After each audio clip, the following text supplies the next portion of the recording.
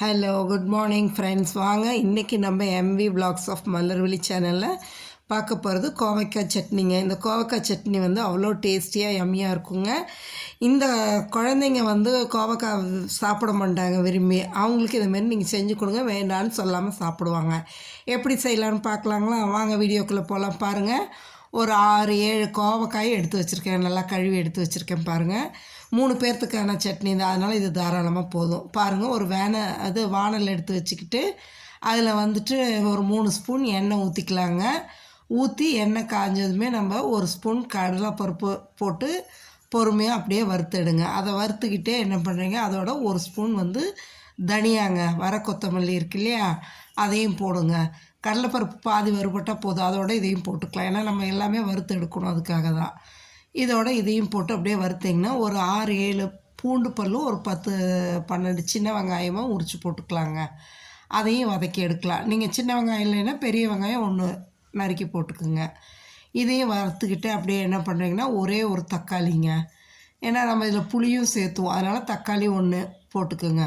போட்டு அப்படியே வதக்கிட்டு இதுக்கு 2 காஞ்ச மிளகாய் நான் நீளமாக இருக்குங்க, இது ரொம்ப காரமும் அதிகம், நீங்கள் உங்கள் காரத்துக்கு ஏற்ற மாதிரி போட்டுக்குங்க. அதோட ஒரே ஒரு பச்சை மிளகாயும் போட்டுக்கிறோம். காஞ்ச மிளகாயும் பச்சை மிளகாயும் கலந்து போட்டு அரைக்கும் போது டேஸ்ட் இன்னும் நல்லாயிருக்குங்க.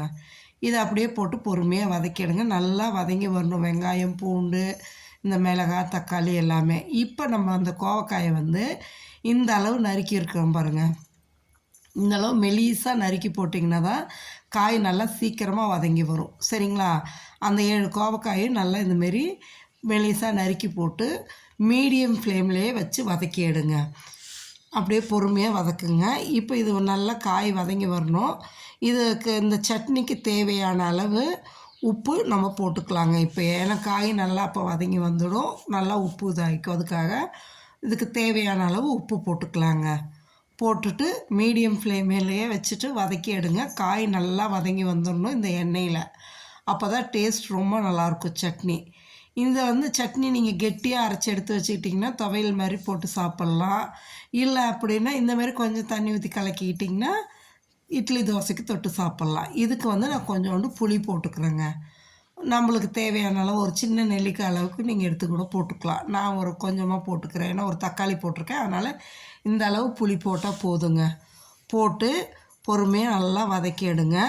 இந்த காய், வெங்காயம், தக்காளி எல்லாம் நல்லா வதங்கி வந்ததும் நம்ம அடுப்பு ஆஃப் பண்ணி எடுத்து வச்சிடலாங்க. நல்லா ஆறணும். ஆறுனதுக்கப்புறமா தான் நம்ம மிக்ஸி ஜாரில் போட்டு அரைச்சி எடுத்துடலாம். நைஸாக அரைச்சி எடுத்தோம்னா சூப்பராக இருக்குங்க சட்னி.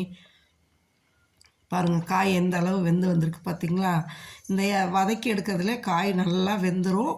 உங்களுக்கு வந்து கோவக்காய் சட்னி கசக்குன்னு நினைக்காதீங்க, கசப்பே தெரியாதுங்க. கோவக்காயில் அவ்வளோ சத்துக்கள் இருக்குது. மெயினாக சொன்னிங்கன்னா இரும்பு சத்து ரொம்ப அதிகமாக இருக்குங்க. அதனால் கோவக்காய் சாப்பிடாத குழந்தைங்களுக்கு மறக்காமல் இப்படி செஞ்சு கொடுங்க. இப்போ நல்லா ஆறிடுச்சுங்க. இதை எடுத்து ஒரு மிக்ஸி ஜாரில் போட்டு நல்லா நைஸாக அரைச்சி எடுத்துடலாங்க. தண்ணி ஊற்றி நல்லா அரைச்சி எடுத்துட்டு அதே வானலை வச்சு தாளிச்சிக்கலாங்க. ஒரே ஒரு ஸ்பூன் எண்ணெய் ஊற்றி அதில் வந்து கடுகு, உளுத்தம் பருப்பு, கடலைப்பருப்பு போட்டு பொரிஞ்சு வந்ததும் ஒரு கருவேப்பிலையை உருவி போட்டு அப்படியே தாளித்து வறுத்து எடுத்துருங்க. நல்லா அந்த கருவேப்பிலை எல்லாம் பொரிஞ்சு வர அளவுக்கு வறுத்துருங்க. நான் எண்ணெய் கொஞ்சமாக தான் ஊற்றி தாளிப்பேன். நீங்கள் வேணால் உங்களுக்கு தேவையாக இருந்தால் இன்னும் கொஞ்சம் அதிகமாக கூட ஊற்றி தாளிச்சிக்கலாங்க. இதை ஊற்றி கடுகு பொரிஞ்சதும் ஒரு கொத்து கருவேப்பிலை உருவி போட்டுருங்க. போட்டு நல்லா பொரிஞ்சு வரட்டும். கருவேப்பிலை நல்லா பொரிஞ்சதுக்கப்புறமா நீங்கள் அந்த அரைச்சி வச்சுருக்கோம்ல சட்னி, அதை இதிலே ஊற்றிடுங்க. ஊற்றி ஜஸ்ட் ஒரு நிமிஷம் அப்படியே கிளறி விடுங்களேன். கிளறி விட்டு எடுத்து வச்சிட்டிங்கன்னு வைங்களேன், சூப்பரான கோவக்காய் சட்னி ரெடிங்க. இட்லி, தோசை இதோடு வச்சு சாப்பிடும்போது அவ்வளோ டேஸ்ட்டாக நல்லாயிருக்குங்க. கசப்பே தெரியாது. குழந்தைங்களுக்கு கொடுத்திங்கன்னா அவங்க வேண்டான்னு சொல்லாமல் சாப்பிடுவாங்கங்க. காய் சாப்பிடாத குழந்தைங்களுக்கு நம்ம இப்படி செஞ்சு கொடுத்துக்கலாம். சரிங்களா?